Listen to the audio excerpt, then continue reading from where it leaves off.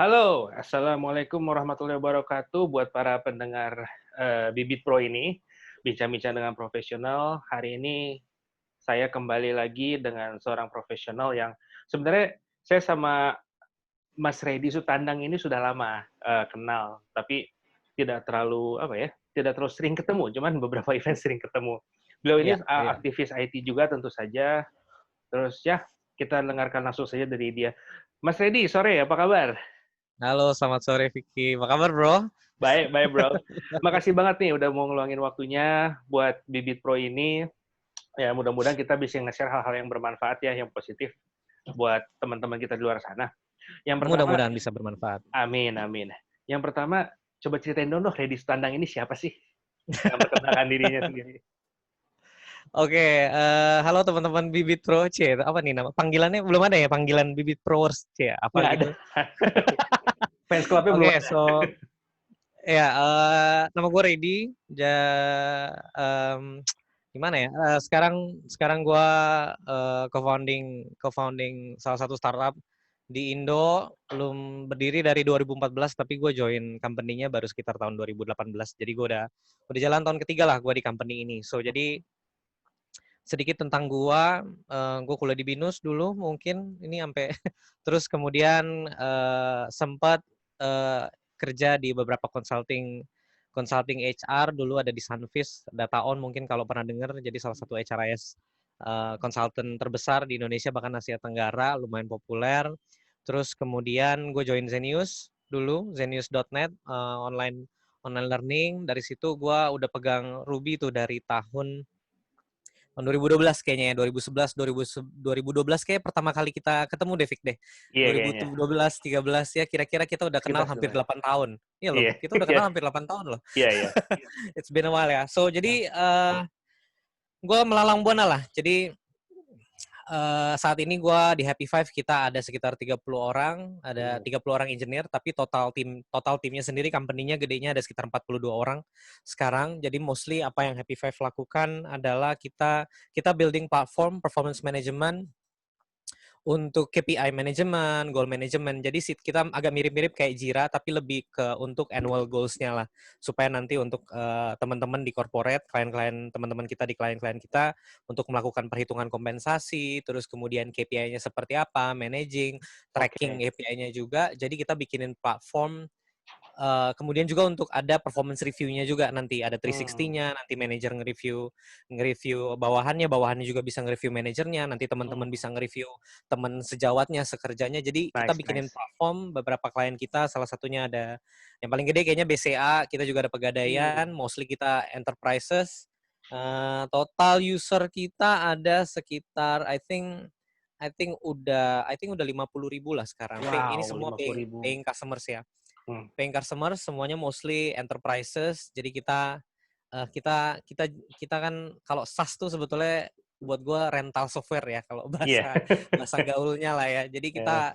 kita rental software bergerak di bidang enterprise lah kayak gitu. Jadi eh itu sih. Terus guanya sendiri sebelum gue melakukan Happy Five ini, dulu gua VP of Engineering di Pawun. Jadi sebelum gua di enterprise juga gua sempat main di merchant consumer product lah. Jadi kayak tandingannya Mokapos, mungkin kalau pernah teman-teman Hmm. Bibit Pro pernah dengar namanya Mokapos. Nah, gua dulu di kompetitornya namanya Pawun. Hmm. Pawun bikin POS. Jadi timnya juga ada sekitar hampir growing dari 7 orang sampai 20 orang juga. Terus kemudian sebelumnya lagi gue di Sendit. Di Sendit ini payment gateway. Jadi Mhm. mungkin teman-teman yang tahu Mitrans, Sendit juga kalau misalnya teman-teman mau bikin e-commerce terus mau mengautomasi paymentnya supaya ada virtual account, top up kayak lagi di GoPay. Nah, jadi kita bikinin backbone-nya supaya untuk menghubungkan merchant-merchant e-commerce dengan sistem perbankan. Jadi pembayaran lebih mudah. Dan sebelumnya lagi gua juga SaaS juga di salah satu di company namanya Invoice to Go. Jadi dulu kantornya di Jakarta, tapi mostly kita cuma development team aja di Jakarta sini.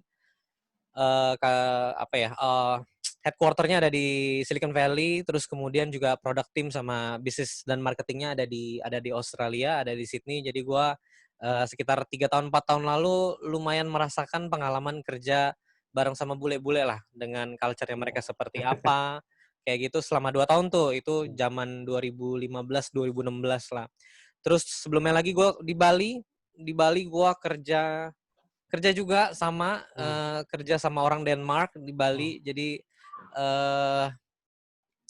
kerja di pinggir pantai, mostly juga sama lah. Jadi di Invoice to Go gue ngerjain Ruby on Rails sama Angular juga. Terus kemudian yang di Bali ini juga cuma 3-4 bulan aja, tapi mostly juga ngerjain Ruby on Rails juga. Jadi gua masih hype ngoding tuh sampai sekitar 3 tahun lalu lah, sebelum gue udah mulai lebih banyak di posisi manajerial seperti 3 tahun belakangan ini lah. Itu sih. Terus kemudian sebelumnya lagi ya gue yang design news itu tadi itu. Jadi ya gue udah lumayan banyak pindah-pindahnya lah selama 8 menuju 9 tahun karir gue lah di industri IT, dan specifically kayak di startup gue di 7 tahun terakhir ini kayaknya kebanyakan gue di startup sih. Loncat-loncatnya ke startup. I see, nice, menarik sekali. Tapi kayaknya nggak beda jauh deh, bro. Gue juga, ibarat kata perjalanan gue di dunia IT di Indonesia juga kayaknya udah more than 5 companies gitu. Jadi untuk orang-orang di atas 30, apalagi di atas 35, kayaknya udah nggak aneh untuk punya perjalanan. Oh iya, benar. Ya. Menurut gue sih emang industrinya, talent marketnya dan dari sisi supply. Ini kita boleh ngobrolin makroekonomi dikit kali ya. Jadi boleh, silakan. Kalau dari sisi supply juga, I think kita nggak kayak industri-industri yang konvensional pada umumnya, di mana orang kayak kerja bisa sampai, wah lu harus kerja 5 tahun atau jangan bentar-bentar bro, nanti lu nggak dikira loyal. Cuman ya unfortunately atau fortunately gue nggak tahu, supply dan demand-nya nih emang lebih banyak demand-nya daripada supply-nya, sehingga memudahkan kita untuk kita nggak terlalu apa ya namanya, nggak dicap jelek lah, karena ya emang basically kita mencari opportunity yang lebih baik di luar sana, dan fortunately industrinya memudahkan kita untuk melakukan itu. Bukan karena kita pengen melakukan itu sebetulnya sih kalau menurut gue ya, cuman ya itu menurut marketnya membuat kita harus bisa dan harus melakukan seperti itu kalau kita mau advancing di karir kita, dan at the same time kita juga jadi bisa lihat lebih banyak hal lah di berbagai macam company, kerja dengan lebih banyak orang, nggak ketemunya yang itu aja. Terus kalau kita rasa ada produk yang lebih bagus, ada yang kita rasa pekerjaan lebih passionate produknya, timnya kita kerja di situ, menurut gua kalau kata Gary V bilang nggak masalah bro. Gue juga ngerasain kok, istilahnya untuk seumur-umur gue kerja di perusahaan IT, perusahaan gue kemarin, gue spend di sana 4 years plus, itu udah rekor selama gue di Jakarta sih. Kemarin 1 tahun 2 tahun. Oke. Nah, kita ada beberapa, termasuk gue pribadi, what's the philosophy behind the name Happy Five? Kenapa namanya Happy Five gitu? Kenapa nggak happy joy atau apa mungkin ya? Kenapa harus Happy Five gitu? Jadi cerita menariknya adalah kita suka ketuker sama lu di ini ya yang jualan sayur itu ya, bukan itu Happy Fresh. Iya, Happy Fresh. Jadi emang karena ada kata happy-nya, terus ya ada startup lokal namanya Happy Fresh, yang kebetulan juga foundernya Happy Fresh adalah investornya dari salah satu investor co-foundernya dari Happy Five juga lah, investornya I would say sampai hari ini lah. Jadi Happy Five sendiri sebetulnya kan kita bikin aplikasi, kita bikin platform untuk, sebetulnya awalnya kita bikin untuk karyawan kan. Jadi untuk memudahkan, untuk bikin mereka lebih happy. Jadi Happy Five itu diambil dari Happy 5 Days of Working. Jadi kita mau, goal kita, visi kita adalah untuk make sure employee, teman-teman yang kerja di every company itu tiap 5 harinya dia kerja tuh dia happy gitu loh. Nah makanya gimana caranya dia happy? Dia harus diapresiasi, direcognize setiap pekerjaannya, terus kemudian juga performanya dilakukan dengan fair oleh manajernya. Banyak data, nggak cuma dari tebak-tebakan atau mungkin sentimen dari manajernya doang, hanya karena gue suka sama lo atau gue nggak suka sama lo. Jadi kita mencoba mencari tahu apa sih yang menyebabkan karyawan di perusahaan ini nggak happy. Karena problemnya waktu itu adalah gimana cara meningkatkan moral moral kayak mau perang aja ya, apa namanya ya, motivasi kerja orang lah gitu loh kadang-kadang. Dan kebanyakan kan, wah kenapa sih kamu tidak tahan di kerjaan kamu? Satu karena bosnya, kedua karena perusahaannya, ketiga karena Hmm. prosesnya nggak beres, keempat karena teman-temannya ngikut-ngikut gua segala macam. Nah jadi kita dengan adanya dengan kita memprovide proses diikuti dengan tools yang tepat, kita bisa bantu teman-teman karyawan-karyawan yang menggunakan Happy Five ini sehingga mereka punya happy 5 days of working. Kira-kira Wah, filosofinya seperti itu sih. mantap sekali. Ya, tapi memang ini ya, kadang-kadang kan kita seorang karyawan membuat dia tidak puas tuh banyak ya. Salah satunya Ya, adalah fairness ya. Fairness ini betul. apa istilahnya? Kalau gue bilang sih, gue pengen perusahaan jangan lihat gue gini, tapi gue begitu, atau mungkin dan gue dinilai, bos gue dinilai nggak, apa segala macam kayak gitu-gitu kan. Iya. Oke, nah itulah tadi introduction dari teman-teman dari seputar dari Mas Redi dan juga Happy Five ya. Oh ya buat catatan juga buat teman-teman, eh, saya di sini udah konfirmasi dan mendapat izin dari Mas Redi ini untuk bisa mempublish di YouTube. Jadi konten ini juga disetujui oleh Mas Redi ya. Oke, Mas Redi, pertama nih biasanya pertanyaan paling umum, Mas Redi sebagai CTO di sini, what's your responsibilities and your daily activities gitu, in general? Oke. Kak, jadi sebetulnya agak beririsan dengan apa yang tanggung jawab gue sebagai CTO secara title, which sebetulnya ya ini cuma cuma buat apa ya, cuma buat ketemu klien aja sih ini title ini sih sebetulnya. Iya, iya. Dan karena di situ sebetulnya ada tulisan co-foundernya juga, meaning adalah anything yang happen in the company kita juga ada stake di situ. Nggak cuma soal the technical partnya doang, nggak cuma soal produknya doang, tapi produk yang kita bikin ini sebelum berpikir mau bikin apa, pakai teknologi apa, semua cincong-cincong itu, kita juga mesti ngerti apakah kita sudah berada di haluan bisnis yang benar. Bisnis modelnya jalan nggak nih? Kliennya happy nggak nih? Kita servisnya oke nggak nih? Kan kita nggak cuma tim teknis, tapi juga gue udah kerja bagus, tapi tim yang lain di company ini, di Happy Five, customer success-nya, terus kemudian tim produknya juga mungkin, terus juga sales timnya, mereka jualannya kayak gimana, jangan-jangan mereka janjiin hal-hal yang sebetulnya kita nggak bisa lakukan, tapi mereka asal yang penting jualan. Jadi sebetulnya tugas kita di sini nggak cuma managing engineering timnya doang, tapi oversee proses dari hulu ke hilir untuk memastikan bahwa tujuan utama kita adalah making sure semua kerjanya gampang. Tim kita tuh jangan sampai kesusahan untuk melakukan pekerjaannya dia. Jangan sampai dia harus mengulang pekerjaannya lagi. Jadi sebetulnya kalau lu tanya kerjaan lu responsibility itu apa sih?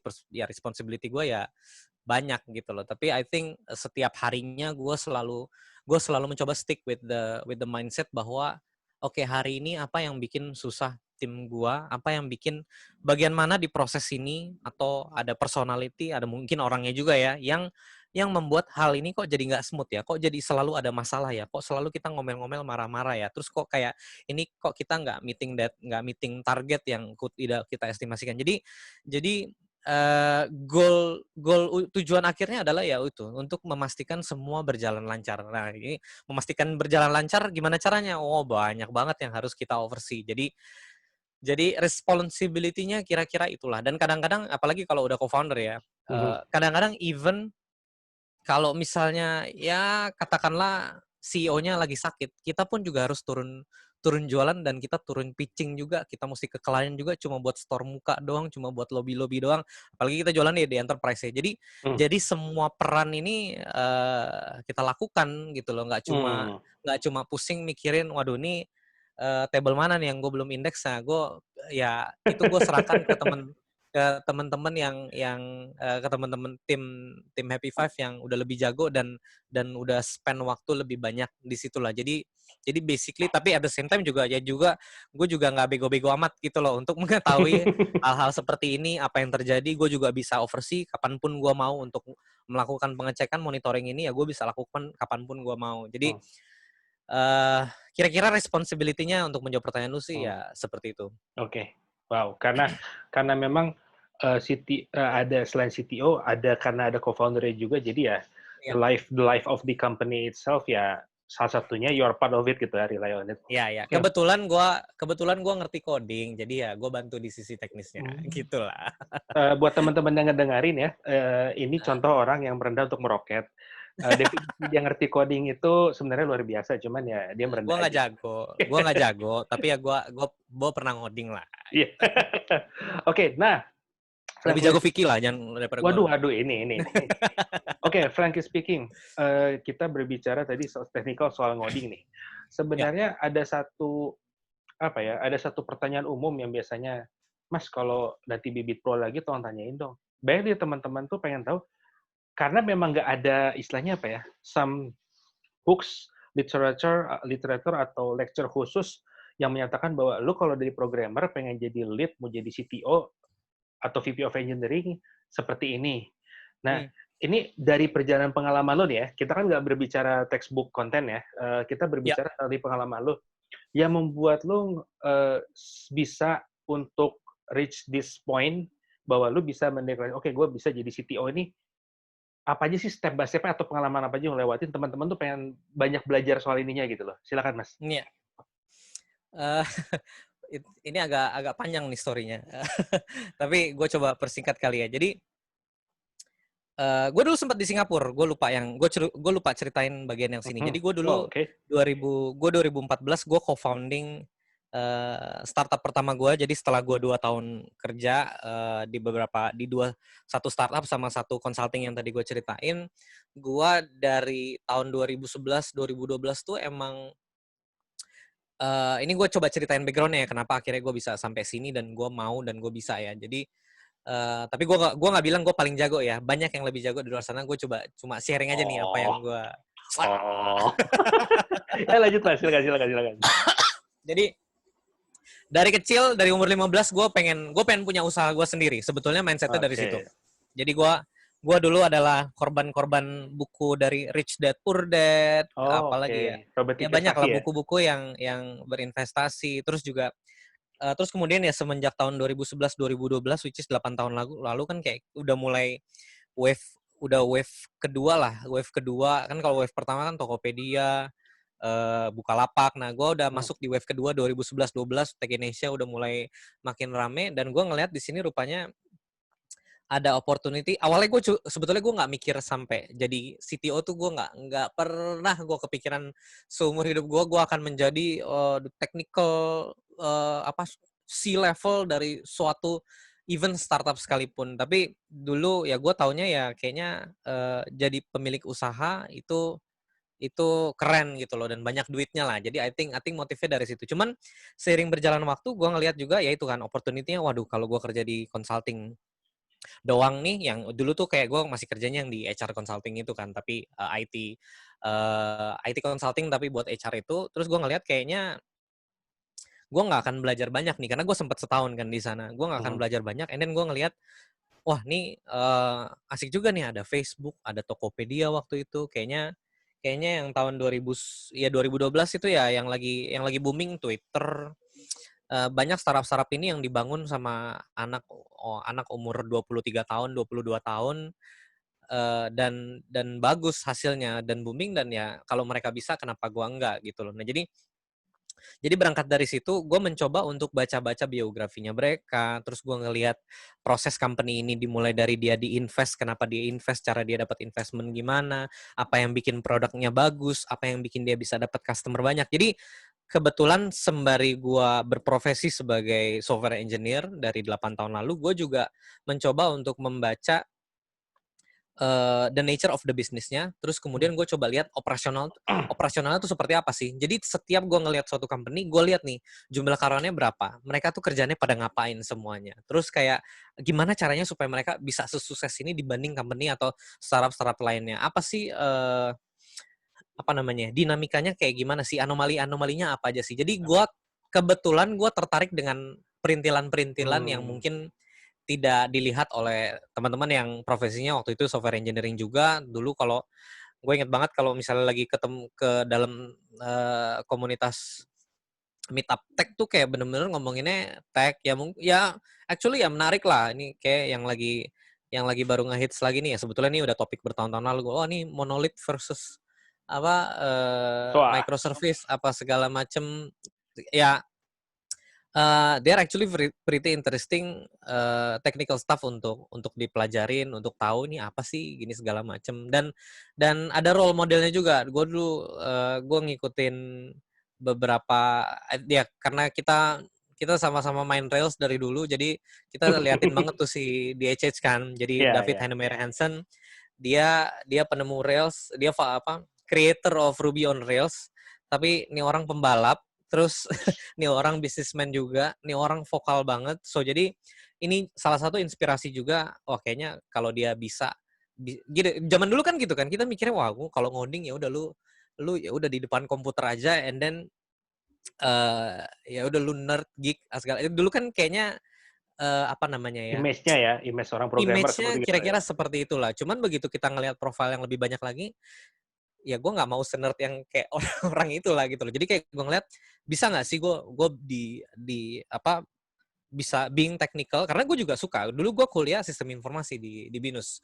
Dulu gue kuliah IT, kuliah komputer lah dulu, kuliah sistem informasi. Tapi at the same time juga gue pengen gue pengen punya impact lebih banyak juga. I think that's one of the reason juga. Gue ngelihat juga dengan memahami hal-hal yang lebih luas dibanding kayak ya kenapa kita membangun produk ini, kenapa kita ngoding A, kenapa kita ngoding B. Banyak nanya kenapanya juga sih membuat gua seiring berjalannya waktu selama 8 tahun terakhir membangun eh, apa namanya? Gua jadi membantu gua untuk menanyakan pertanyaan-pertanyaan yang tepat supaya gue bisa tahu, oh rupanya kalau misalnya timnya segini, kalau misalnya gue bertim 3 orang, cara achieve-nya gimana, kalau udah mulai timnya ada 10 orang, nanti ada problem yang berbeda lagi, dan and so on and so forth sih. Jadi uh, itulah yang pertama. Jadi gue itu kan gue nggak mikir gue akan jadi CTO di suatu startup tuh, gue nggak kepikiran. Gue taunya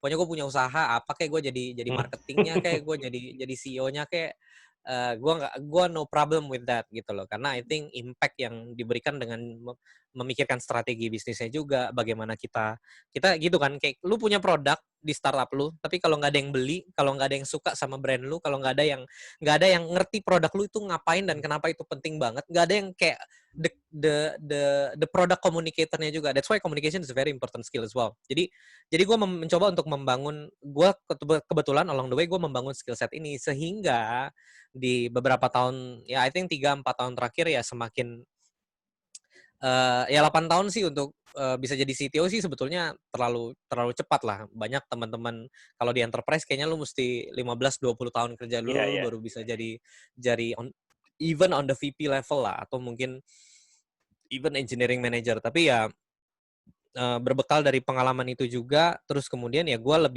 lebih tepatnya gue dipercaya sama partner-partner yang gue kerja ini, bahwa bro lu kayaknya bantu gue managing ini aja deh, gini-gini segala macem. Dan awalnya ya sama takut gitu loh, apaan nih yang gue biasa ngoding lu suruh gue manage nih 10 orang nih gini-gini segala macam. Tapi ya gue coba gitu loh, gue coba, karena kalau nggak coba kita nggak tahu kan. And then Nah, ya udah akhirnya dicoba ya, dan banyak melakukan kesalahan bro, jangan salah, kita iya, iya. kita made a lot of mistakes, tapi I think the most important part adalah kita belajar dari proses itu, kita evaluasi terus apa yang gue salah lakukan, apa yang kita bisa lakukan berbeda, ya retrospektif lah kalau bahasa agile-nya tuh ya. Jadi itu diulang-ulang aja proses kayak gitu terus, disiplin, and then being smart, terus juga ngelihat dinamika sosialnya seperti apa, belajar psikologi juga actually along the way Iya, juga, iya. untuk memahami teman-teman kita yang kita hire, motivasi mereka kerja Mhm. segala macam, yang membuat kita jadi ya mungkin di awal kita nggak oke, tapi dengan melalui proses ini kita eh, jauh lebih kuat lah dibanding sebelumnya lah, lebih bisa menghandle inilah, paling Oke. paling itu sih. Menjawab nggak tuh? Gua agak panjang. Nggak, menjawab sekali, Bro. Jadi Oke, oke. kan memang kadang-kadang kita tuh terbentuk banyak banyak saya bertemu dengan mereka-mereka yang sekarang ada di posisi yang ibarat kata mungkin orang secara umum melihatnya, wah, lu udah on top nih. Tapi mungkin dari dia sendiri bisa jadi gue tuh nggak pernah ngerancang gue pengen ke sini, tapi tiba-tiba my life journey brings me here gitu. Ya. Either mereka yang sekarang dibilang on top, atau mungkin mereka yang tetap masih di level still programmer atau teknik, tapi orang ngeliatnya, ya memang setelah 15, anggap lah, lu dari 15 tahun kerja, lu tetap di programmer atau di tech lead, tapi kalau lu sadarin, you are one of the kind, you are one of the best, you are one of the best, that I know gitu, on this planet. Oke, sekarang kita mau bahas sedikit ini nih, mau kita maju mau sedikit technical. Tadi kan lu bilang along the way, lu dari seorang programmer tiba-tiba disuruh manage tim, lu belajar, terus ya kesalahan banyak dibuat segala macam, dan gue juga yakin karena gue banyak juga ngeliat profil orang-orang sukses tadi YouTube atau gue baca, semuanya tuh key-nya tuh berhasil menghadapi kesalahan dengan cara yang tepat dan baik gitu. Nah, sekarang ini dari sisi gue sih jujur ya, dari sisi teknikal ya, salah satu yang orang-orang sering gagal itu menentukan teknologi yang tepat. Ya, banyak orang yang gini loh, misalkan gue tajir melintir gila, Sultan aja kalah sama gue gitu. Begitu pas, oke, gue mau bikin startup, lu cari the best mobile developer, back-end developer, bla bla bla, you name the salary, I can afford them to buy them even for like 100 years, gue bisa punya uangnya, misalkan gue raja minyak gitu. Cuman kadang-kadang it's overkill. Tapi ada juga di tempat lain yang mungkin dia berawal cuman dari, oke, back-end gue pakai PHP dulu deh, yang penting jalan, atau misalkan pakai simply Node.js, tapi terus front-end-nya kita butuh mobile, udahlah pakai PWA dulu aja, siapa tahu cukup segala macam, but it works. And it brings the progress to the right track gitu. Kalau dari pengalaman lu sendiri, waktu lu menentukan sebuah teknologi atau sebuah arsitektur, apa sih yang lu lakuin? Entah mungkin research-nya atau mungkin the technical stuff, whatever it is. Bisa sharing nggak ke cita-cita kita? Let me think and remember ya. Jadi kalau kebetulan buat di Happy Five ini sendiri sebetulnya seperti yang gue bilang tadi, Happy Five ini sebetulnya sudah berdiri dari 2014, tapi gue join 3 tahun setelah 3 tahun ya. 3 tahun 4 tahun setelah dia jalan lah. Jadi dan kebetulan juga teknologinya udah jalan di Ruby, which is one of the teknologi yang gue paling ngerti lah dibanding gue harus ke Golang atau gue ke Rust atau gue ke Node.js mungkin ya, yang paling populer ya. Jadi sebetulnya gue belum punya banyak pengalaman menghadapi dilema yang seperti yang lu bilang barusan, kayak waduh nih gue baru mau bikin produk baru nih, atau gue mau bikin startup baru nih, atau ini segala macam. Terutama di 5 tahun terakhir ya, karena I think dan akhirnya misalnya nah di Pawon itu pakai PHP-nya tuh CodeIgniter. Sorry, bukan CodeIgniter, justru malah dulu dia Y framework dulu. Gue nggak tahu lu tahu ya, dia Y. Y-nya tuh bukan yang 2.0.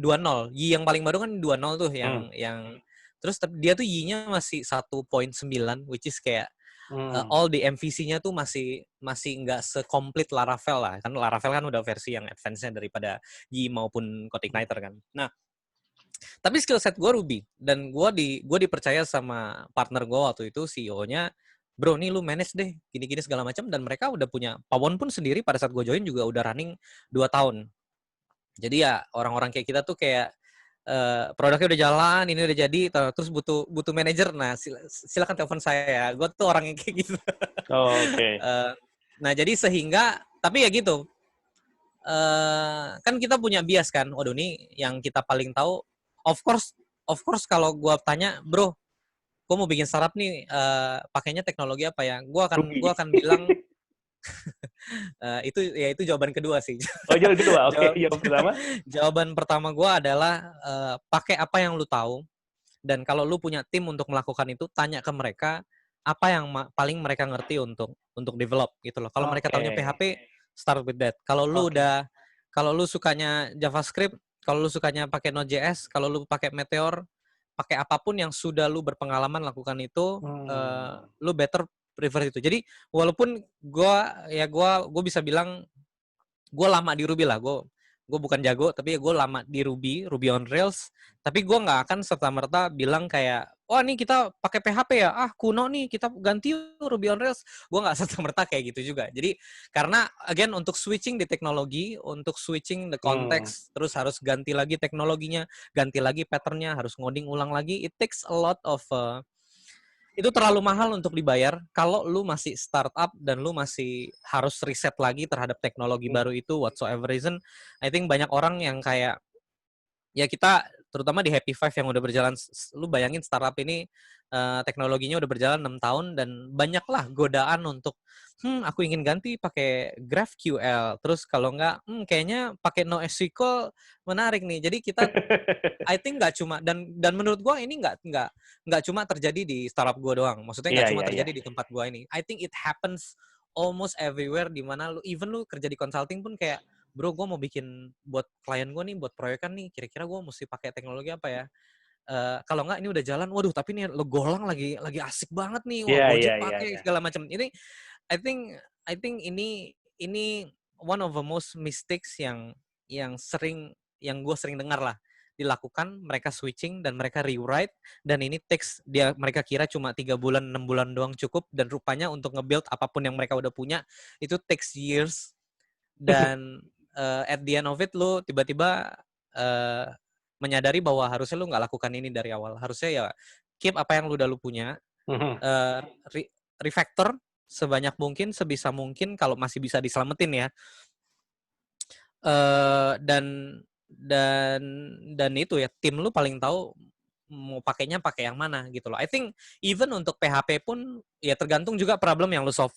Tergantung problem apa yang lu solve juga ya. Kalau misalnya lu banyak berkutat ngerjain machine learning and stuff, terus ya lu udah berjalan lama, terus lu masih paksain pakai PHP atau yang nggak support kayak gitu, lu nggak cepet-cepet pindah ke Python, kayaknya sih ya in the Gak long wise run juga ya. nggak wise juga. Nah, tapi again untuk startup lu baru bisa gaji orang 3 orang doang, itu pun yang kayak anak-anak fresh grade yang baru bisa bikin CRUD sekali-sekali doang. Ya makanya jadi dan kemudian juga ngelihat produknya juga. Jadi banyak angle yang emang harus kita lihat sih untuk untuk mengambil decision apakah gua harus memakai teknologi yang canggih dan banyak orang pakai atau gua pakai yang gua tahu dulu gitu loh. So jadi kalau ada yang nanya, bro nih gue mesti pakai apa segala macam, gue akan tanya dulu, lu mau ngapain, problem yang ingin lu solve apa, terus lu punya tim kayak gimana, lu mau hire kayak berapa orang, budget lu berapa, itu penting Iya, juga iya. tuh. Ya kan, budgetnya programmer Ruby kan sama yang lain, oh enggak ya, kan beda. Waduh, waduh, waduh, waduh, waduh. Waduh. Kayaknya ada sebuah website yang membahas itu. Tidak perlu di sini. Sih. Nah, jadi ya jadi lu bisa lihat di sini, I think teman-teman bisa lihat di sini bahwa keputusan mengambil teknologi yang mana menurut gua tidak semeter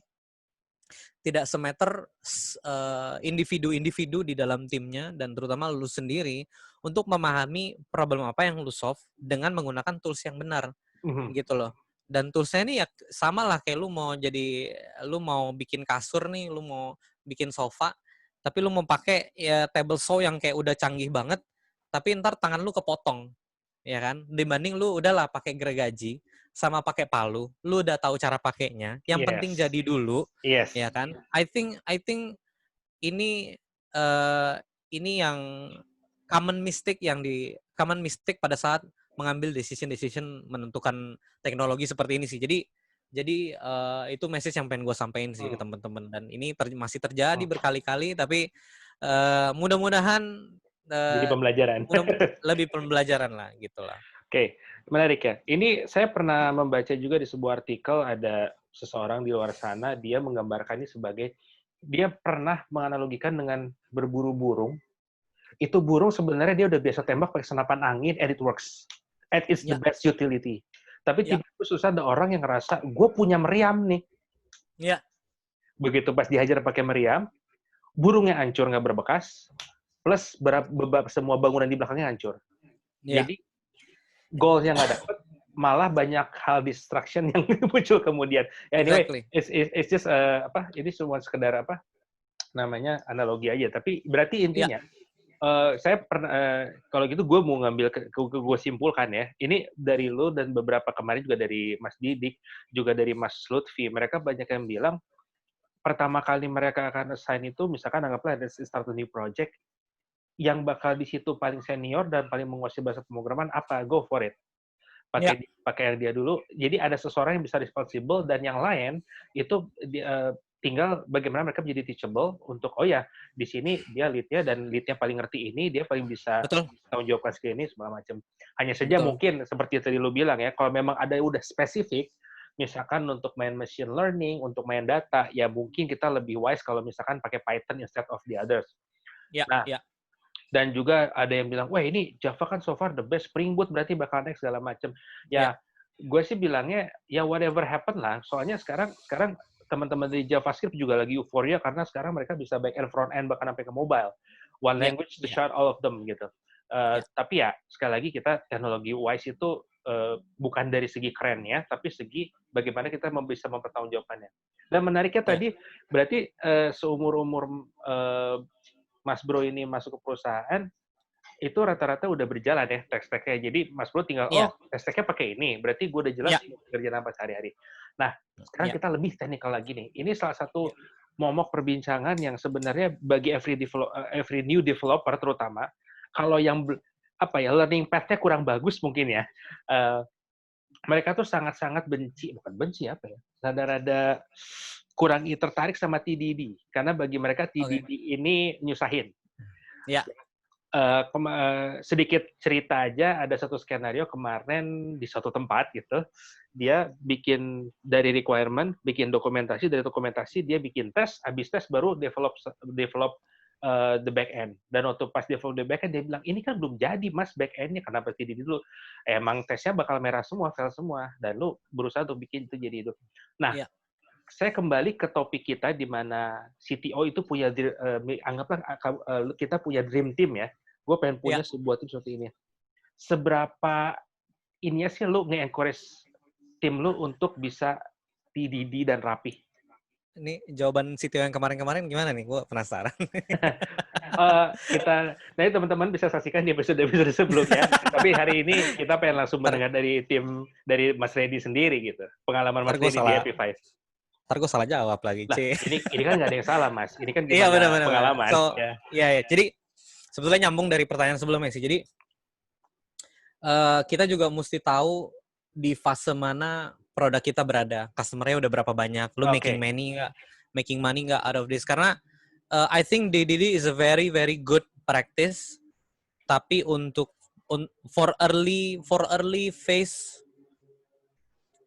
untuk early phase of your product satu, dan kedua lu udah punya skill setnya belum, lu udah punya mindsetnya belum untuk melakukan TDD. Karena TDD ini kan sebetulnya kalau lu sudah terbiasa untuk thinking with the end game lah, kalau Seven Habit of Effective People lah ya kan, sebetulnya kan itu yang TDD kan yang coba dipromosikan adalah lu udah tahu belum hasil akhir yang akan lu bikin bakal seperti apa, lalu start dari situ baru nanti lu mulai membuat prototipe-nya, rangkanya, terus kemudian lu sempurnakan lagi. Kan seperti itu kan sebetulnya.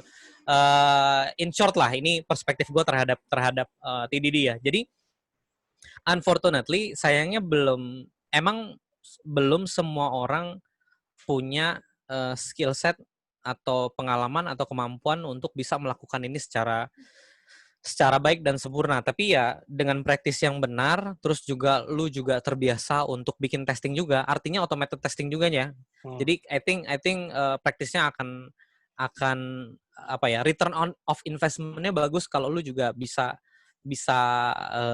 doing the testing part-nya juga, automating the testing-nya juga gitu loh. Sehingga testingnya apa yang namanya, asersi apa yang ingin lu tes, lu masukkan ke dalam setiap otomasi yang berjalan itu akan sangat mudah untuk seseorang untuk bisa melakukan TDD, dan itu value-nya gila banget, bagus banget. Nah, tapi sayangnya di talent pool kita saat ini, gua ya mungkin dibilang di Indonesia, cuman kalau misalnya gua ngambilnya dari kayak agak Gojek atau yang kayak unicorn mereka mungkin kayak udah lebih fasih ya. Again, belum tentu kita bisa afford juga lah buat kita startup yang kecil-kecil ini. Jadi kita Happy Five sendiri terus terang juga kita kita aware dengan betapa pentingnya testing, tapi kita juga perlu memahami bahwa kalau kita nggak terbiasa dengan melakukan ini, kadang-kadang emang lebih cepat kayak udah nggak usah pakai tes aja dulu gitu kan. Tapi ya emang in the long run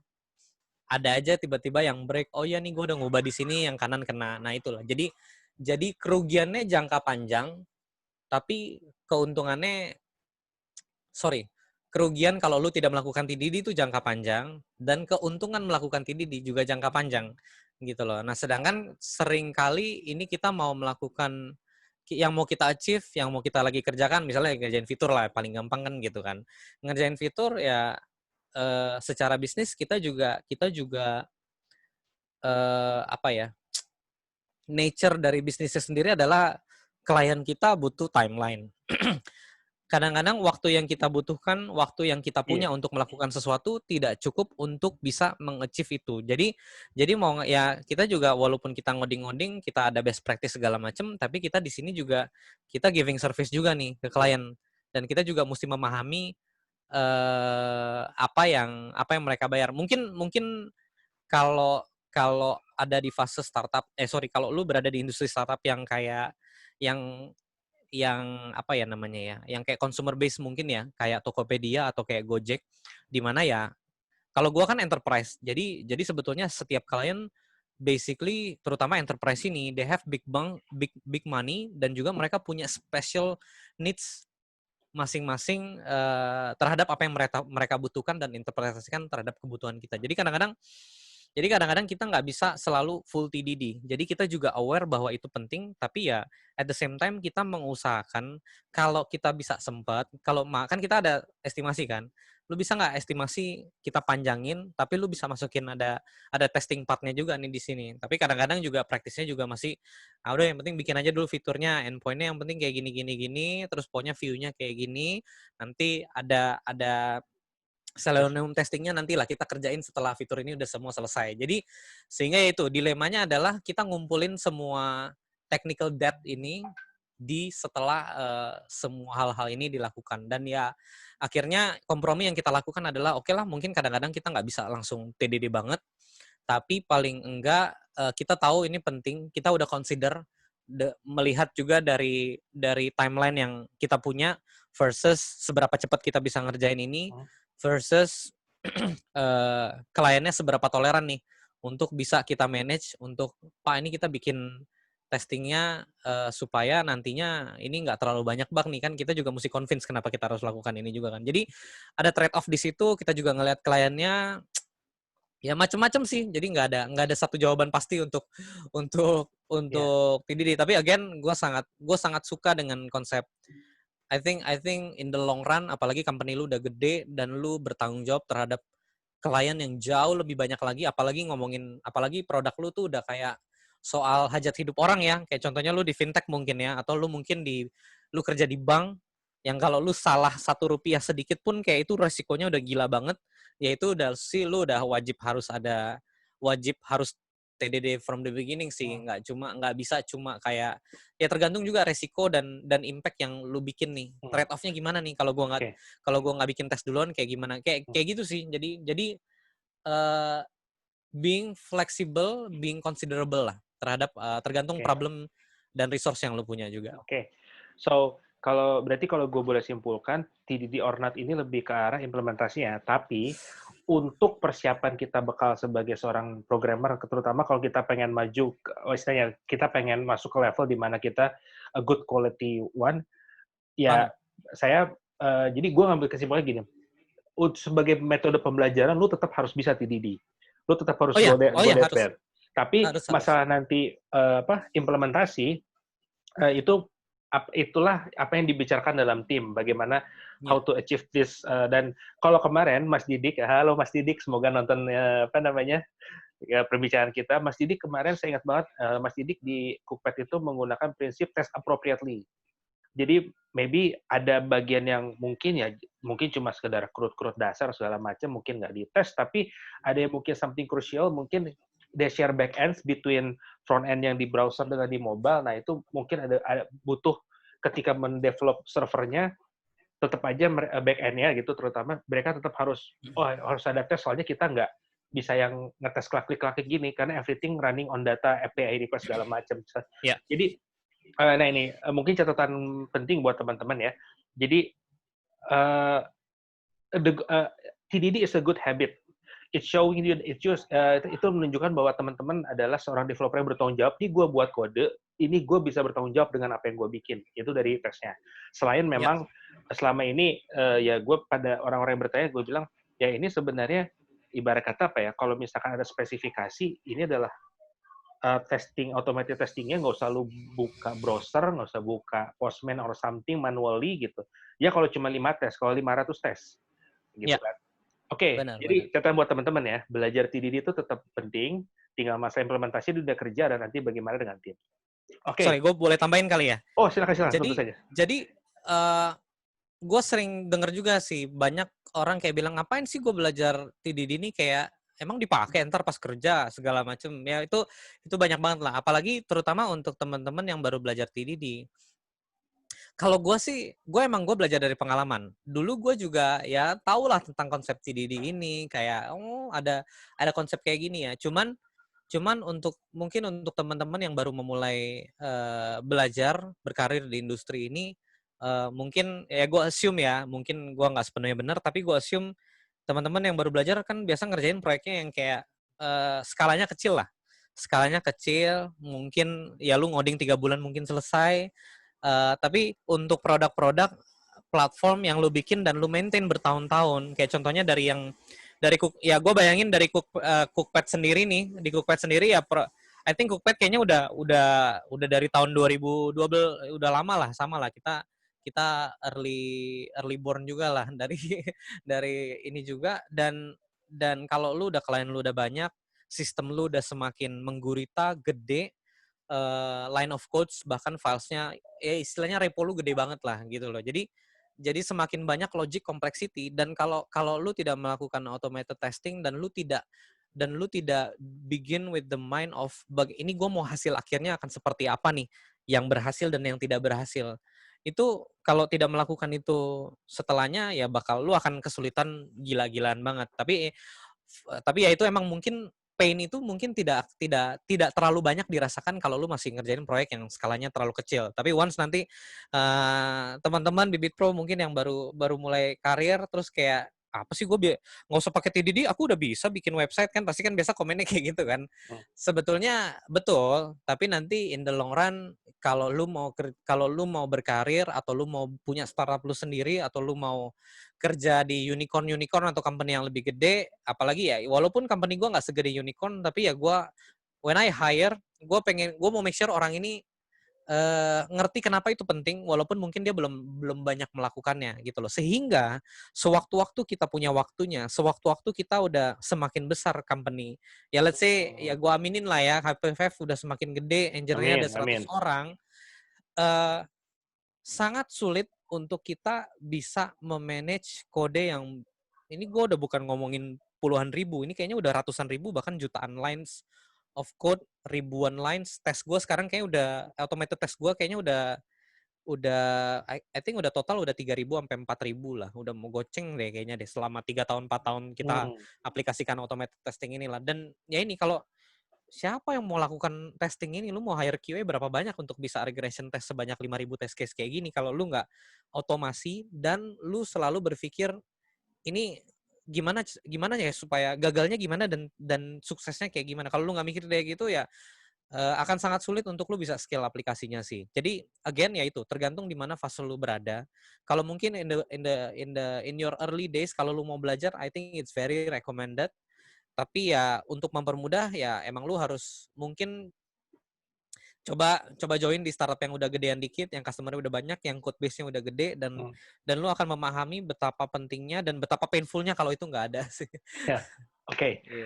Nah, sekarang kita dari teknikal kita sedikit pindah ya, dari tadi teknikal mulu. Mungkin ada teman-teman yang udah teknikal mulu. Kita berikut ke manajemennya.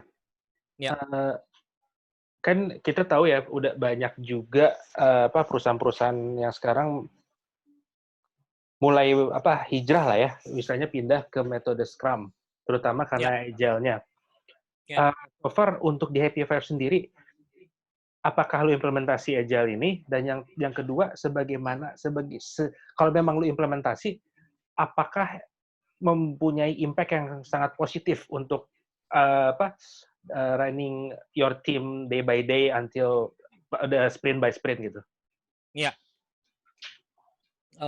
Agile atau Scrum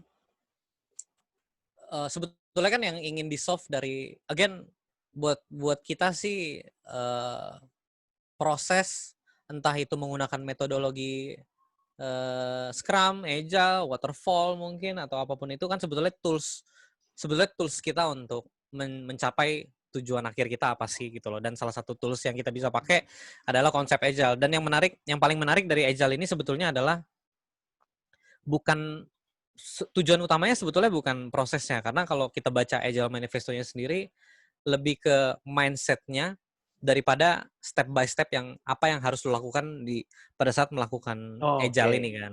Ya kan. Jadi kalau Scrum itu kan ya ada backlog grooming-nya, terus nanti ada sprint planning-nya, terus kayak ada seremoni lah kalau bahasanya Scrum itulah. Ada seremoni yang harus lo lakukan, ada retrospektifnya, nanti actually gue udah lupa apa aja, tapi I think yang masih kita pakai di tempat kita adalah mungkin namanya juga udah beda lah. Jadi kayak di beberapa company juga kalau di squadnya si siapa namanya? Squadnya si Spotify ada namanya program increment lah, which is itu tidak diajarkan di Scrum. Jadi setelah melihat berbagai macam proses yang berbeda-beda di banyak company-company yang mid size to yang udah beken macam Spotify atau yang lain-lainnya, kita ngelihat justru lebih ke bagaimana orang-orang ini bereaksi terhadap proses. Karena again proses agile bukan agama. Jadi walaupun ada upacara-upacara yang mungkin bisa lo ikutin, tapi ya kita dari manusianya, kita istilahnya kita yang melakukan proses ini, kita lah yang mesti pinter-pinter pick mana yang works for karena individual setiap orang berbeda. Ada orang yang mungkin kayak stand up, malas stand up. Ada yang kalau gua preferensi daily stand up gua adalah kita bikin ini online aja.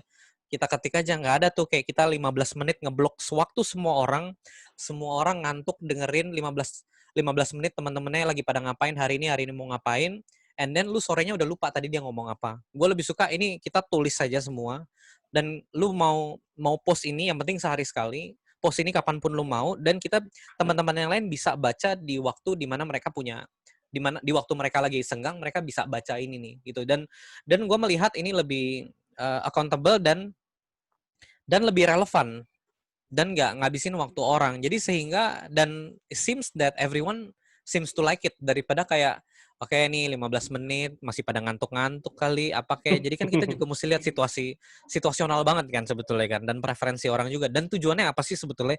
Gue mau daily stand up ini sebetulnya biar apa sih gitu loh. Gue dapat apa nih? Gue sebagai ya istilahnya yang pertama satu, gue sebagai CTO gue dapat apa? Gue sebagai engineer gue dapat apa? Kan kita mesti lihat nih semua pros and cons-nya nih apa nih gitu loh. Dan kalau ini udah mulai nggak menguntungkan lagi dan malah lebih banyak ruginya, kenapa kita masih harus lakukan seremoni-seremoni yang nggak cocok sama kita? That's the way I see it. Sehingga yang gue lakukan, dan even ini juga gue belajar ini justru dari pas gue kerja di startup yang gue di Silicon Valley dulu. Akhirnya mereka pun juga nggak full agile banget. Mereka memodifikasi banyak hal yang cocok sama company kita waktu itu. Dan hal ini gue lakukan even sampai hari ini di Happy Five. Jadi kita kayaknya retrospektif kita juga nggak yang kayak 2 minggu atau 3 minggu sekali. Sprint kita juga kadang-kadang 2 minggu, kadang-kadang 4 minggu, kadang-kadang kita estimasi udah nggak ada tuh pakai story points. Menurut gua velocity segala macam. Iya, so jadi manusia itu udah nggak lah. Ilmu project management tuh selama hampir I think 60 tahun lebih kita ngitung pakai Mendes, and then somehow lu pakai Fibonacci story points itu agak-agak masuk akal aja sih buat gua. Sulit untuk lu memprediksi karena emang estimasi by itself ya emang sulit di lu bisa prediksi, tapi ya kita juga aim bahwa ini belum tentu ini yang final. Yang penting makanya ada daily stand up untuk memberitahu nih kalau misalnya lu masih on track atau enggak. Sehingga kita bisa communicate dan ngasih tahu ke stakeholdernya, bro ini kayaknya kayaknya kita ada halangan ini, kayaknya nggak bisa deh. Jadi yang penting kan sebetulnya ngasih tahu di advance sehingga kita bisa manage ini di depan. Jangan sampai kayak lu udah telat lu baru bilang. Kan sebetulnya kan ini hal-hal communication problem yang mau di-solve kan sebetulnya. Salah satunya kan.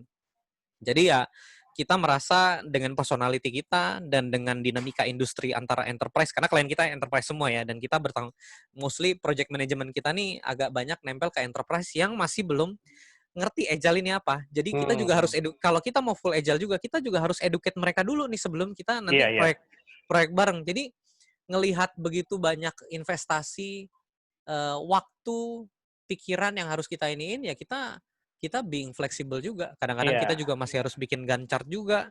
Lu tau kan dulu lu pernah buka Microsoft Project yang lu bisa ini timeline segini sampai week 1 sampai ke 4. Kadang-kadang kita juga masih harus lakukan itu, dan itu udah nggak agile banget lagi kan. Kalau agile kan ya lu 2 minggu nanti kita review lagi ya, nanti kita tidak tahu apa yang akan terjadi 3 bulan ke depan, nggak bisa. Kita nature of our business, kita nggak memungkinkan kita untuk bisa mengconvince klien kita untuk melakukan itu sepenuhnya gitu loh, karena ya mereka ya kalau orang bisnis apalagi ya user lah bahasanya, kalau klien ya mereka taunya ini kelarnya tanggal berapa nih ya kan, kayak gitu kan. Jadi ya itu, jadi kita memodifikasi banyak hal untuk bisa adaptasi dengan apa yang dibutuhkan sama bisnis kita juga sih. Jadi dan ya itu yang paling penting adalah manusia-manusia yang ada di rumah gue depan kereta. Manusia-manusia yang ada di dalam proses itulah yang memberi feedback. Ini kita dengan tipe-tipe manusia kita kayak gini, dengan problem yang mau kita solve, dengan waktu yang kita punya, dengan skill set yang kita punya, kita mau jalanin proses ini seperti apa. Dan ya kayak misalnya kayak backlog grooming kita masih pakai, tapi sprint planning nggak ada tuh. Kita sprint planning kayak 2 jam sampai 4 jam setiap 2 minggu tuh kita nggak ada. Semua orang harus mengerjakan PR-nya masing-masing. Jadi bikin dokumentasi, dan sebelum sprint planning semua udah harus udah pegang dokumennya dan baca. Jadi pada saat sprint planning kita tuh maksimal 1 jam, paling cepat tuh bisa pernah kita 10-15 menit doang. Kita benar-benar cuma tanya jawab doang nih. Bro, ini kayak gini ya, nanti kita sprint ini gue ini ya, ini estimasinya segini ya. Jadi we're being very efficient on our meetings as well. Dan semua orang udah tahu apa yang harus homework, apa yang harus mereka lakukan. Jangan lu nunggu meeting baru lu mesti disuapin kan. Jeleknya meeting-meeting panjang itu adalah mendorong orang atau membuat orang jadi kayak ntar gue disuapin informasi kok, ngapain gue harus ngerjain homework gue, which is itu attitude yang gue nggak mau juga di company gue. So jadi in terms of Scrum dan Agile and stuff like that, ya we do what makes sense for the company lah. Berarti mungkin prakteknya lebih ke arah adaptasi aja ya. Bahkan mungkin selain Scrum ada Kanban, ada yang lain, mana yang bagus diambil, kita adaptasiin. Terus udah gitu, nah kalau yang gue tangkap berarti meeting kalian itu lebih ke arah mungkin connect the dots ya. Just in case kita connect the dots sama tanya jawab aja. Mungkin hal-hal yang nggak bisa diobrolin di komen Google Drive, Google Docs kan, kita bikin bikin di paper Dropbox atau mungkin di Google Docs. Semua background requirement-nya apa, story-nya apa, acceptance-nya, kriteria ya kita masih pakai lah konsep-konsep yang masih masuk akal kita pakai. Cuman ya itu prosesnya kayak kita nggak perlu lakukan yang berjam-jam. Hari Jumatnya udah di-share, hari Seninnya udah kita tinggal tanggung jawab doang. Jadi teman-teman kayak udah baca dokumennya even before the meeting starts. Jadi I think it's very efficient dan semua juga happy.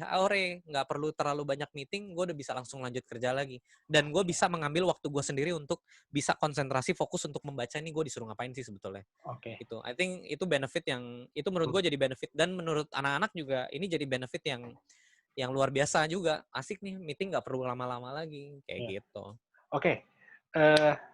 Ini mungkin hal terakhir nih yang bakal gue tanya ini. Oh, udah terakhir ya? Enggak sih sebenarnya. Mungkin pertanyaan masih banyak, cuman ya kita time wise saja. Kita takut para pendengar Bibit Pro juga apa istilahnya ya. Mungkin next time kita akan dengan topik yang beda, kita ngobrol lagi. Tapi ada satu hal besar lagi yang mungkin ini apa ya? Kita kan banyak ilmunya, kadang-kadang kalau misalkan kita udah sampai tahap ini tuh not all the things you get from your college or dari e-book segala macam. Banyak kita belajarnya tuh bukan dari lecture gitu. Gimana sih cara lu ngeestimasi sesuatu? Misalkan, let's say for example ya, Eddie, gue minta bikin lu fitur ini. Nah, let's say ini segamblang itu. Ya. gimana sih cara lu ngestimasi? Sedangkan kita tahu kan estimasi itu will brings hopes. It's just kalau gue bilang seminggu, ya everyone yang di luar tim kita ekspektasi, oh minggu depan gue udah bakal bisa ngeliat fitur ini nih. Nah ini kan cukup Oke. cukup penting karena menurut gue, lu kelamaan juga dianggap nih orang kualitasnya kenapa ya kayak ginian aja Bisa bisa kagak sih bisa ngerjainnya? ya kok kayak ginian dong sampai seminggu, padahal mungkin menurut gue bisa berapa hari. Tapi kita juga nggak mau gegabah. Oke, gue pede semalam jadi candi gitu kan, bikin candi gitu. Nah, lu punya tips and trick sendiri nggak? Bagaimana cara lu buat estimasi satu, ya let's say project atau modul atau whatever it is? Ya, ya, ya. So jadi yang kita lakukan di Happy Five adalah jadi kita ada proses sebelum let's say sebelum sprint 2 minggu lah, I would say ya, sebelum kita ngerjain lah. Jadi kita ada 2 step yang kita lakukan sebelum pekerjaan dimulai atau implementasinya dimulai. Yang pertama adalah tim produk mendefine apa sih yang menjadi acceptance kriterianya gitulah. Jadi itu kita ada upacara yang kita sebut namanya product forum. Jadi nanti tim produknya bakal ngobrol sama kliennya, sama tim customer suksesnya, sama kita juga ada konsultan HR, konsultan performance juga kita dari dalam juga ada. Jadi kita ngobrol nih prosesnya kayak gimana, kita mau bikin produknya kayak gimana. Jadi udah feedback loop di situ. Biasanya itu kayak cuma sehari 2 hari, terus nanti udah selesai, udah dirangkum, nanti sama tim designer another 2 days itu. Terus kemudian kita akan tiba di proses yang namanya backlog grooming. Backlog grooming adalah kita mau nge-groom apa aja sih yang akan menjadi kerjaan kita dan itu kerjaannya ngapain aja. Jadi dokumennya biasa tim produk udah selesai. Udah kompletin lah di situ. Ntar desainnya kayak gimana, gue mau bikin kayak gimana. Jadi nanti kemudian yang part yang paling penting adalah di backlog grooming ini adalah tim produk mempropose apa sih yang mau kita kerjain. Ya istilahnya kalau tiba-tiba ada orang mau bro ini bikinin ini dong bro, bisa berapa lama? Nah yang biasa gue jawab adalah, oke, gue ngobrol dulu sama tim gue, nanti kita akan subtasking dulu nih.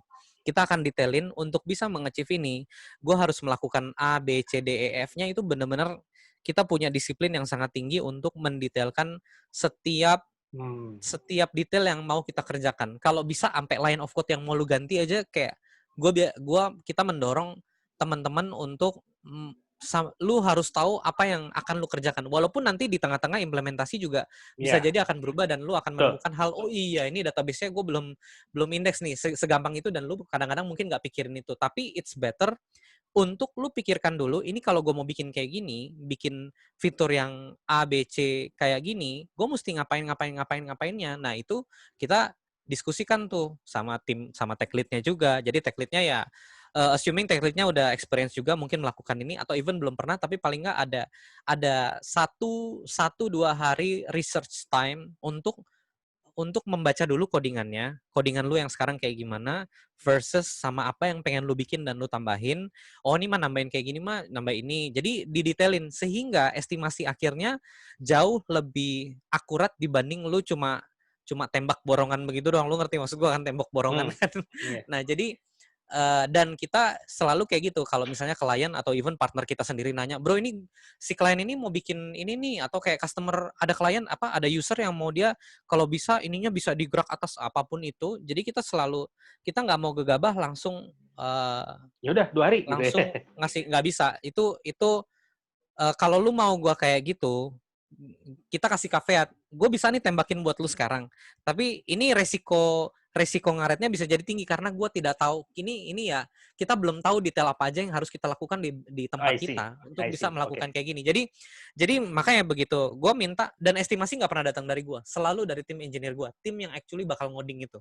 Tim ngoding itu dia, dan gue minta ke tim gue nih, bro lu detailin, lu nanti di web lu ganti apa, endpointnya lu nambah apa, ini tabelnya udah ada atau belum, terus nanti codingannya udah support belum, kita udah ada fitur ini belum, udah ada background jobnya belum, segala macam. Itu benar-benar ya kalau udah terbiasa kayaknya itu lu lakukan dalam waktu 2-3 jam bisa, dan lu udah bisa hitung nih, oke ini kayaknya gue butuh setengah hari, yang ini kayaknya gue butuh 1 hari, waduh ini kayaknya lama deh, gue mesti nunggu backendnya dulu, oke deh nanti tunggu 1 hari, terus nanti abis itu entah pull requestnya nunggu dulu, biasanya gue mesti setengah hari sampai 1 hari dulu, kadang-kadang pull requestnya suka lama, minimal kan kita kalau pull request sebelum di merge harus ada 1 orang nge-review minimal, biasanya dari tech lead-nya kan. Nah kayak gitu-gitu tuh benar-benar every little details, bahkan waktu tunggu pun juga harus lu hitung.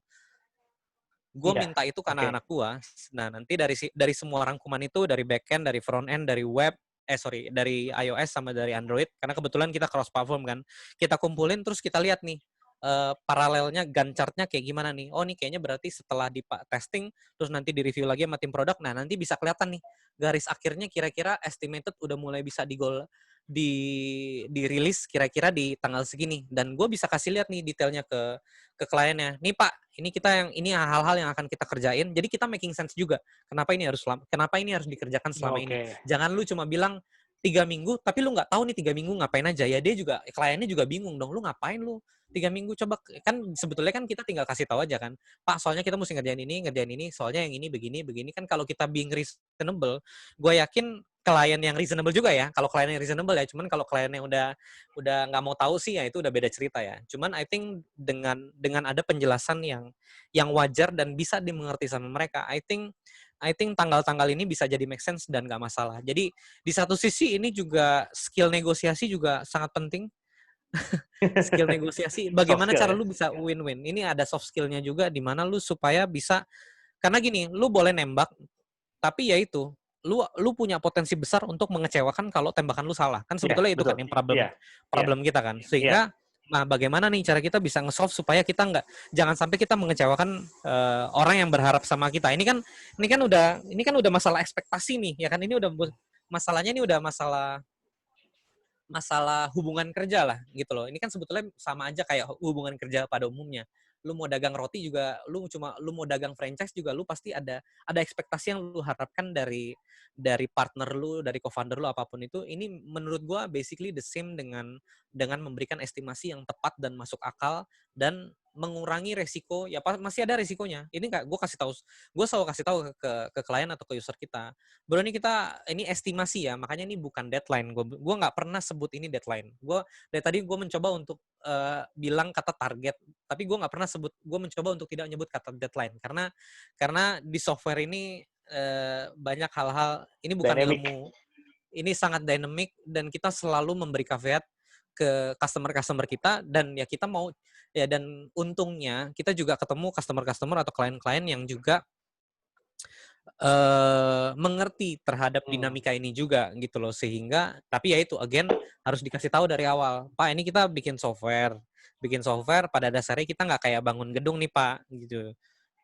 Nggak kayak bangun gedung yang lu udah tahu berapa banyak bata yang harus lu butuhkan, berapa banyak. Ini bukan ilmu pasti sebetulnya. Jadi kita estimasi, mudah-mudahan nggak terjadi apa-apa, tapi kalau misalnya kita ada yang berubah, kita akan kasih tahu segera Pak, sedini Oke. mungkin. Itu aja udah menenangkan mereka. Nah, ini kan salah satu tips negosiasi juga lah yang mungkin bisa dipakai. Tapi ya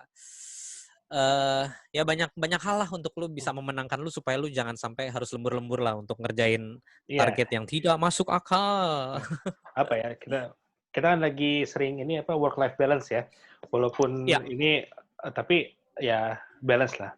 Oke, ini ya. cukup menarik. Jadi buat teman-teman semua Bibit Pro, silakan nanti kalau misalkan mau nge-review lagi di depan. Kita tadi sudah berbicara soal TDD, kita tadi sudah berbicara juga soal apakah di Happy Five menggunakan Scrum atau tidak. Kesimpulan yang kita bisa ambil adalah apapun yang teman-teman pelajari sekarang, baik itu soal TDD maupun soal berbagai macam metodologi untuk manajemen tim seperti pakai Scrum atau pakai Waterfall atau proses-proses yang selama ini teman-teman belajar teori, itu tidak ada yang salah. Itu semua teman-teman bagus untuk dipelajari. Hanya saja itu bakal nanti ketika udah bekerja itu bakal jadi knowledge base teman-teman untuk everything dynamic and adaptable nanti di dunia kerja. Ya, bisa jadi kalau teman-teman mungkin gabung ya di Happy Five, ya mungkin the dream team yang kita sebut dream team ini ya, yang Mas Reddy suka ini berarti at least in the ground base, semua yang seperti ini tuh teman-teman udah pernah belajar, udah punya praktekin, tinggal masalah nanti bagaimana kita adaptasi sesuai dengan kebutuhan kita bersama tim. So, bukan berarti TDD nggak kepake, bukan berarti aja nggak kepake, hanya saja gimana kita mau adaptasi kalau kita nggak tahu basicnya. Jadi apapun yang teman-teman pelajari sekarang, mungkin di kuliah atau mungkin di bootcamp, ini ceritanya promosi nggak promosi. Di bootcamp itu nggak ada yang jelek, semuanya bagus. Tinggal bagaimana teman-teman nantinya menyikapi ketika dikerja. Nah, terakhir nih, kita mungkin akan bikin episode lain nih untuk berbicara lebih detail soal lain ya. Atau mungkin kalau dari Mas Reddy membolehkan, kapan-kapan kita sedikit tour mungkin ke kantor Happy Five, kita bagaimana di Happy Five things going operationally every day. Jadi teman-teman Ya, juga punya ya, bayangan, oh seperti ini ya sebuah tim IT yang sudah berjalan seperti ini. ya. Oke, tapi untuk kali ini, oke, ada nggak sih dari sekian banyak hal untuk teman-teman nih yang sedang belajar atau baru akan terjun ke dunia IT, tips and tricks yang benar-benar jadi notable banget dari Mas Reddy agar mereka bisa grow ke arah yang mungkin grow ke arah yang bagus ya, instead of Ya, stagnan di situ-situ aja. Boleh ya. dong berbagi triknya nih di mungkin let's say like the last 5 minutes before we close this conversation. Sure. Silakan Mas Reddy. Gue mau nambahin dikit dari yang lu bilang barusan ya. Jadi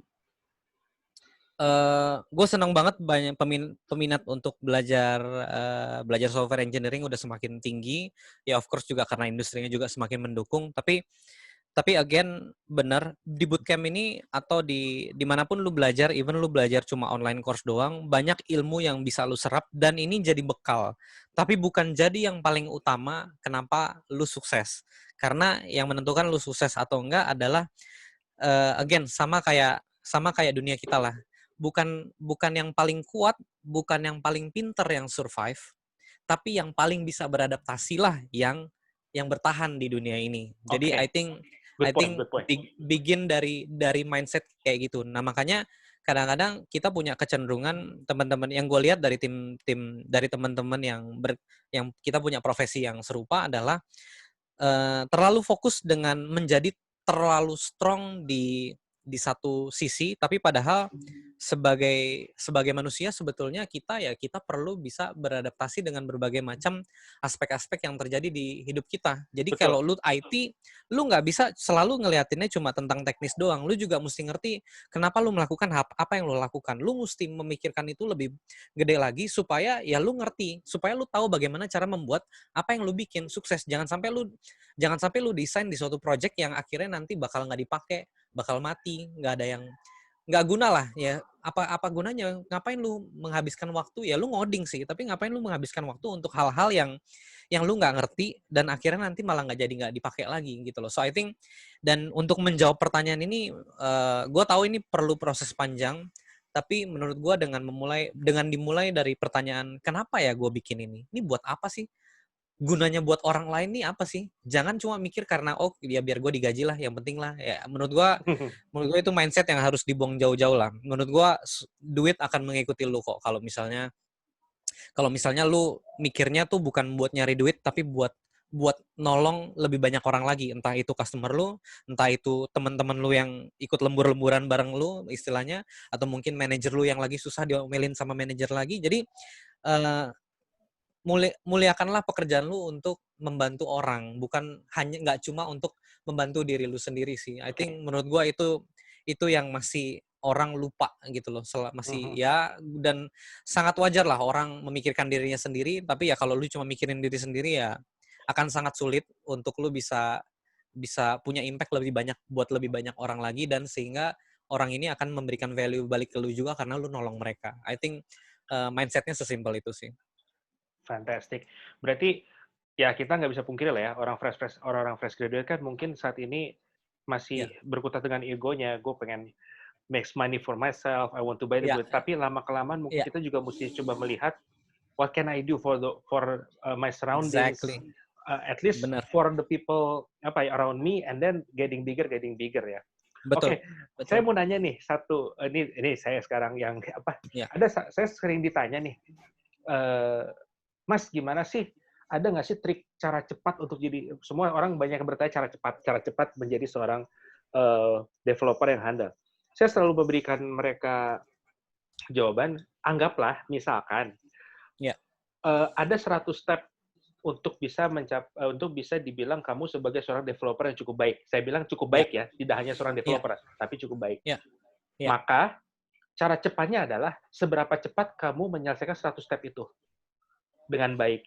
Bukan ya, masalah saya bisa nge-cut jadi cuma 50 step. Jadi bagi saya semua step itu tetap harus dilewatin, cuman kapan Iya. kamu men-decide diri lu untuk melewati 100 step ini. Kalau misalkan 100 step ini beres semalam, besok lu jadi developer. Tapi kalau 100 step ini lu beresin setahun, ya tahun depan lu baru jadi developer. Saya sering apa Aha, ya, menanamkan prinsip karena there's no such thing as a shortcut, tapi kalau lu iya. mau mempercepat prosesnya bisa, tapi nggak ada memotong prosesnya. Kalau Iya, menurut Mas Redi sendiri, pengalaman Mas Redi ini apa sudah cukup benar atau gimana nih? benar, benar banget. Agak sebetulnya again berbeda-beda lah buat orang lah, karena gua nggak pungkiri juga bahwa bahwa gua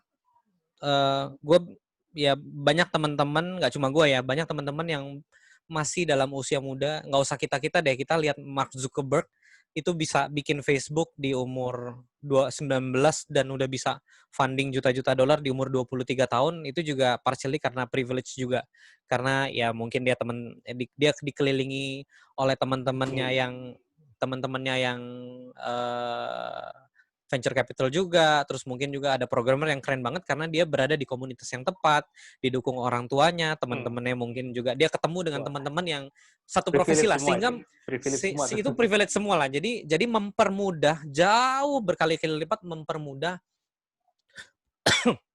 mematangkan proses untuk lu supaya jadi lebih matang gitu loh. Nah, jadi nggak ada jawaban pasti untuk ini, tapi ya kalau ya di satu sisi juga kita mesti self aware. Kita ada di mana? Kita menempatkan diri kita di lingkungan yang tepat nggak untuk mempercepat kita menuju ke situ? Itu pertanyaan satu gitu kan. Dan kalau kalau lu nggak sadar bahwa lu dikelilingi oleh orang-orang atau lingkungan yang sebetulnya tidak mendukung banyak, atau sebetulnya lu bisa pindah ke lingkungan yang lebih mendukung lu Suportif untuk ya. menuju ke goal lu, ya harusnya itu kan jadi decision lu untuk keluar dari lingkaran itu dan berpindah supaya lu lebih lebih speed up lah. So jadi itu menurut gua faktor yang ini yang jarang diomongin orang. Kalau orang bilang wah tidak ada shortcut, pasti harus melakukan ini, itu betul. Cuman di satu sisi juga kita mesti lihat nih, kayak contohnya ya gitu, si Mark Zuckerberg ya, cara cara nyontek paling gampang adalah lihat Mark Zuckerberg ini bisa bisa jadi co-founder startup dan jadi kaya tuh stepnya dia apa sih gitu loh. Oh dia anak orang kaya, oke gue nggak bisa ya. Maksudnya lu ambil hal-hal yang lu bisa dong. Kayak contohnya, wah dia dikelilingi sama orang-orang yang teman-temannya dia tuh semuanya mikirnya pengen bikin startup semua. Nah mungkin lu bisa. Nah ini menurut gua masih doable nih kalau untuk lingkungan di Indonesia ya, atau mungkin bahkan di kota-kota besar di Indonesia pun gua rasa juga banyak komunitas-komunitas yang kayak teman-teman software engineering di Malang juga udah gede, mungkin juga di Surabaya, di Jakarta, di Bandung, sebetulnya tinggal tinggal step pertamanya tentu saja adalah ya ini, again stepnya akan tetap banyak, tapi dengan lu tahu dan bisa mengcopy apa yang orang-orang sukses ini udah lakukan. Ada yang mungkin lu nggak bisa, kayak contohnya lu lahir dari anak orang kaya, ya mungkin lu nggak bisa lah. Cuman kalau berada di komunitas yang tepat, kayaknya semua orang bisa lakukan itu deh. Itu sih. Jadi itu itu mudah-mudahan bisa mengurangi step yang harus lu lakukan. Actually itu yang gue lakukan juga. Jadi salah satu kunci besar kenapa gue bisa berada di sini sekarang adalah karena bahasa Inggris gue bagus. Bukan, gue nggak jago ya. Again, gue nggak pernah bilang gue jago. Tapi gue bisa lah berbahasa Inggris sehingga gue bisa dapat kerjaan di luar negeri, di Silicon Valley, yang membuat gue bisa melihat lebih banyak lagi ini proses ini harusnya seperti apa sih, dan gue compare di Indonesia. Nah, karena gue punya experience inilah yang membuat gue advancing lebih daripada teman-teman sejawat gue nih. Nah, jadi dan dan gue nggak bilang ini tidak bisa dilakukan oleh siapapun. Ini sebetulnya bisa dilakukan oleh siapapun, gitu Oke. loh. Belajar bahasa Inggris ya, lalu cari di YouTube ada bro banyak, gitu loh. Lu bisa Iya, lakukan apa yang gue lakukan. Nah betul. dengan bahasa Inggris lebih bagus, speaking, orang jadi bisa trust lu akan dibukakan pintu-pintu besar lainnya untuk bisa advancing lebih cepat lagi. So jadi menurut gue itu sih kunci-kuncinya. Shortcutnya juga harus tepat Oke. sih. Ada shortcutnya, tapi Iya.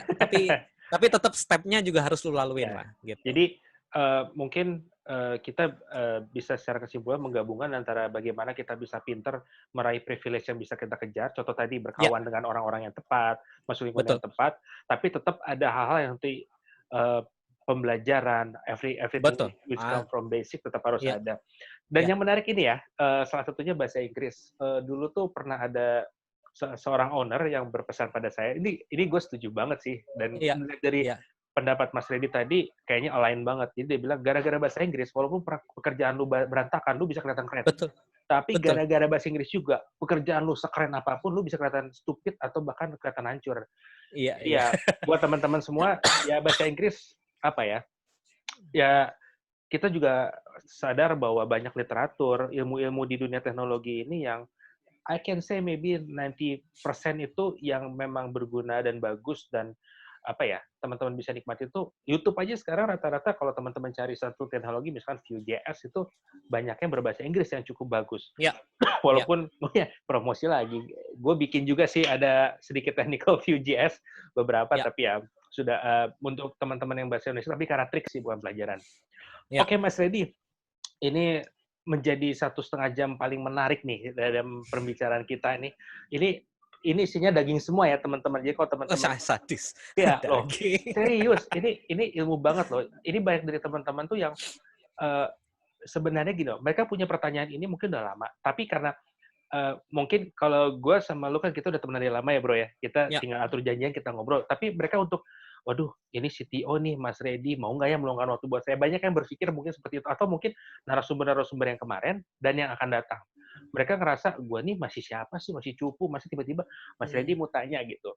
Oke. Oh Ya. ya, ini mungkin last question.